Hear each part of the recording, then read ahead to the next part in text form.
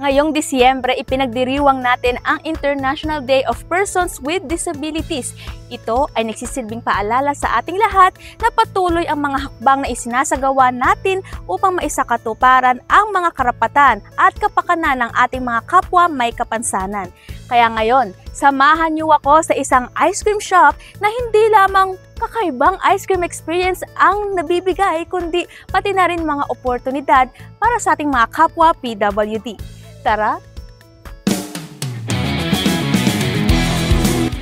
Sa isang mall sa Makati City, matatagpuan ang isa sa mga ice cream shop na may kakaibang konsepto. Welcome to Elate! Dito kasi sa ice cream shop na ito, matitikman ang Philippines #1 rolled ice cream kung saan ang mga sangkap at proseso ng paggawa ay malayo sa nakasanayan nating sorbetes. Maaari ka ring maglagay ng iba't ibang prutas gaya ng banana, strawberry, mango, at marami pang iba, depende sa iyong choice of flavor. Pagkatapos ay pwede mo na itong ma-scrape ala Shanghai rolls. Perfect para sa mga mahilig paikutin. Mahilig sa kakaibang eating experience.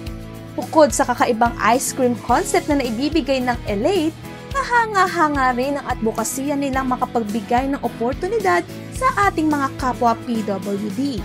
Because this company is really prioritizing PWDs, especially deaf. Pag sabi kasi working with people with disabilities, para sabihin mahirap, challenging. Pero at the course of time, parang if we have already met a common ground, no? Parang kapag nakapag-adjust na parehas, parang typical lang na nakikipag-usap. Don't be afraid or dare to jump working with them. I was driven to become part of the disability revolution kasi nga I myself is a PWD. I think it's about time na we look at the PWDs as leaders, as nation contributors, and pwedeng maging nation builders as well, di ba?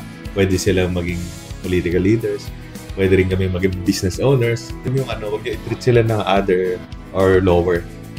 Just treat them normally din. Sa mga employers din, we try to create a more inclusive and accessible programs para sa PWDs in terms of kung ano yung trabaho nila. I am asking the help of the youth na siguro kayo mismo magsimula. Sa youth talaga na makapag-empower. Do not lose hope. Ayan.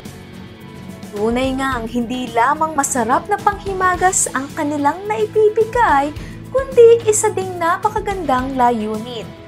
Naway nabuksan ang isip ng bawat isa sa mas inklusibong pakikipagkapwa at malawak na pagtanggap sa bawat isa, may kapansanan man o wala.